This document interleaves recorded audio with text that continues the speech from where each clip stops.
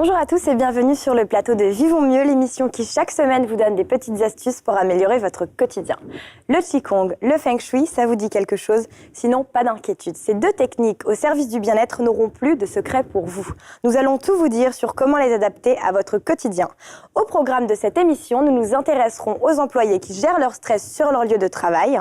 Vous rêvez d'un espace zen? Sam et Lo vous apprendront à Feng Shuiser votre intérieur, toujours avec humour. Mais tout de suite, c'est l'heure de la rencontre de la semaine avec Lucille.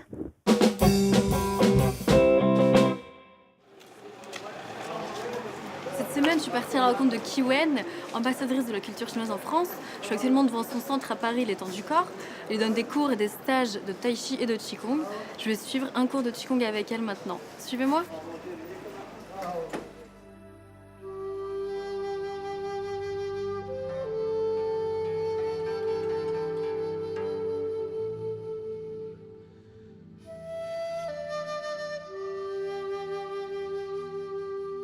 Bonjour Qi Wen, merci de nous accueillir chez vous. Qu'est-ce que le Qigong? Le Qi, c'est l'énergie, le souffle, mais c'est une notion très importante dans la culture chinoise. C'est des notions de philosophique vers la notion du corps. Le Gong, c'est maîtrise, le travail. Donc en effet, Qigong, c'est la maîtrise du Qi. Mais finalement, c'est toutes les techniques qui travaillent la conscience du corps par l'unité de l'esprit du corps. Quelle est la différence entre le Qigong, le Tai Chi et même le yoga que plus de gens connaissent? Ce sont les techniques qui changent. Mais fin de compte, l'outil, c'est toucher la conscience qui est imprégnée dans notre corps. Donc pour moi, ce sont les mêmes choses.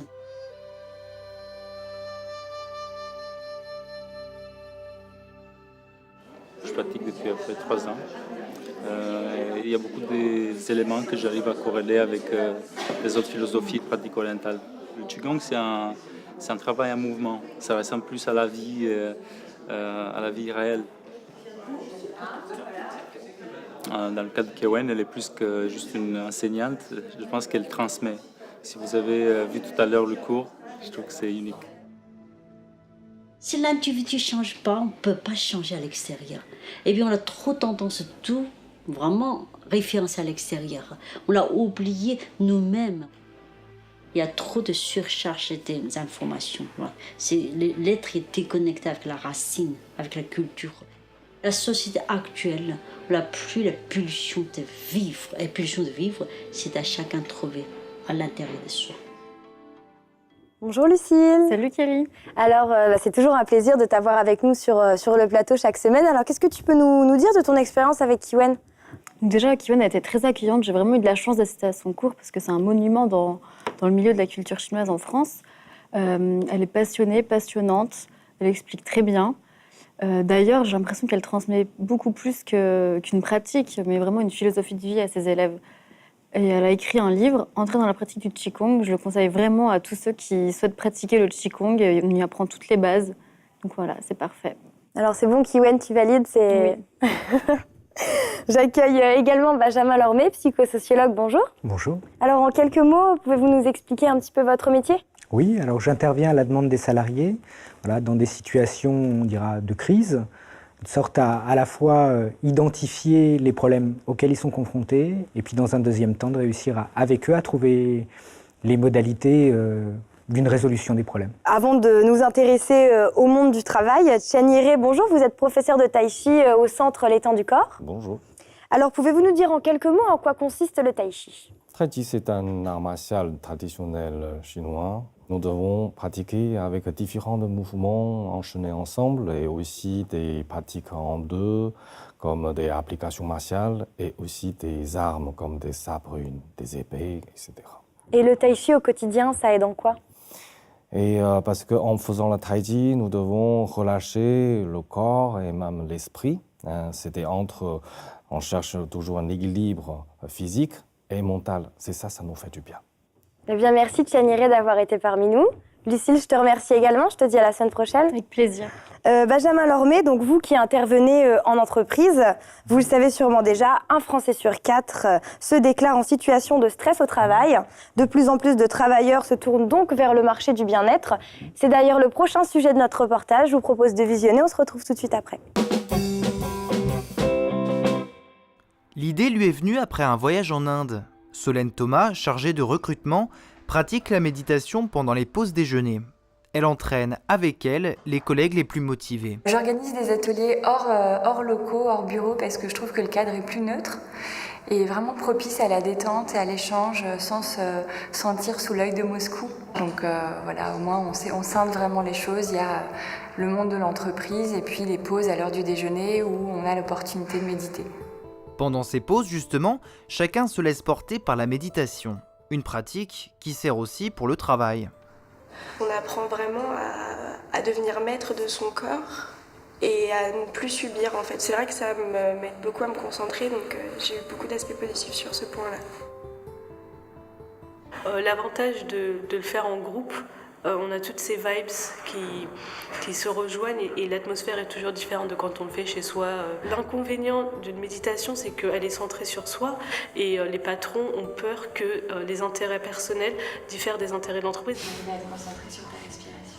Ouais, respiration avec la chanson. On est plus ancré, donc on gère mieux la pression du chiffre, le management un peu difficile, donc on gère mieux son stress. La méditation ouvre un espace de liberté intérieure, donc ça crée vraiment, ça permet à la personne d'être plus libre et plus responsable dans ce qu'elle fait. Cette mode fait aujourd'hui de nombreux émules parmi les entreprises. De retour sur notre plateau, toujours en compagnie de Benjamin Lormet. J'accueille également Joël Grimaud. Bonjour, vous êtes chef d'entreprise. Bonjour.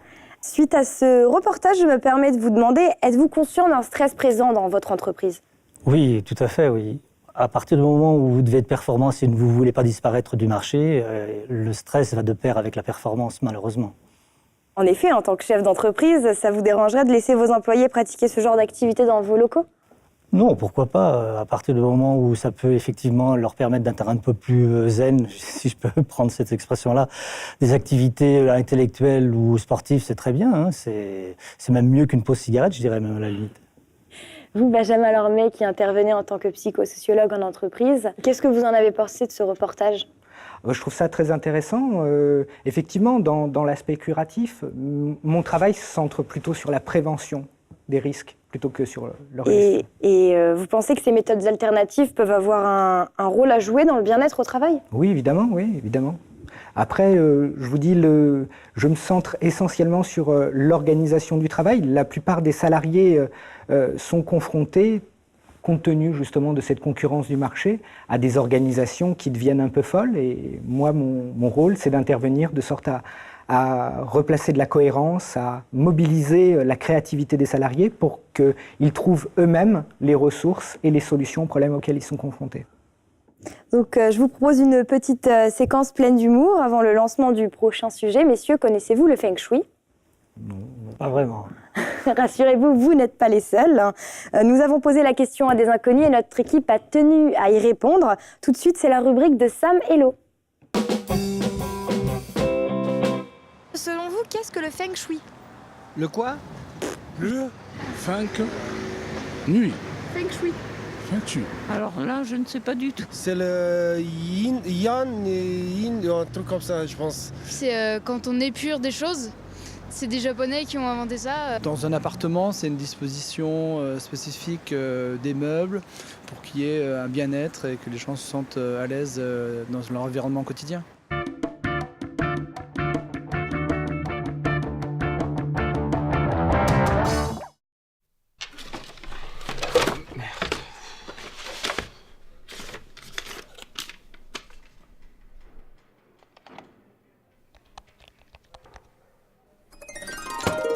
Bonjour Sam, vous venez d'entamer un programme Feng Shui. Tout d'abord, déplacez votre bureau pour permettre à Chi de circuler. Mais c'est qui Chi ? Non.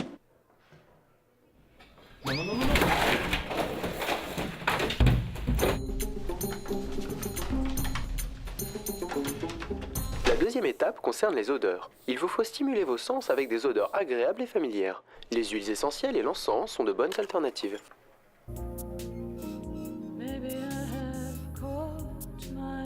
Ah, je suis trop bien. À présent, les couleurs. Bannissez les couleurs vives, elles vous déconcentrent et stimulent vos nerfs.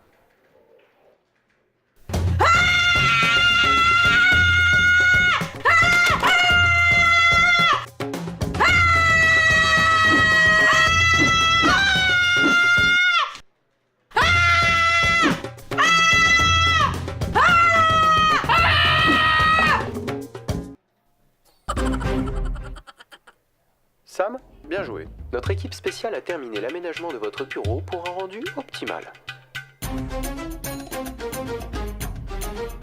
Maintenant, vous êtes Feng Shui. Alors Joël, est-ce que vous pouvez nous faire un petit récapitulatif de ce qu'est le Feng Shui? De ce que j'ai cru comprendre, ce serait une technique japonaise qui consisterait à aménager son espace de vie ou de travail pour s'y sentir bien.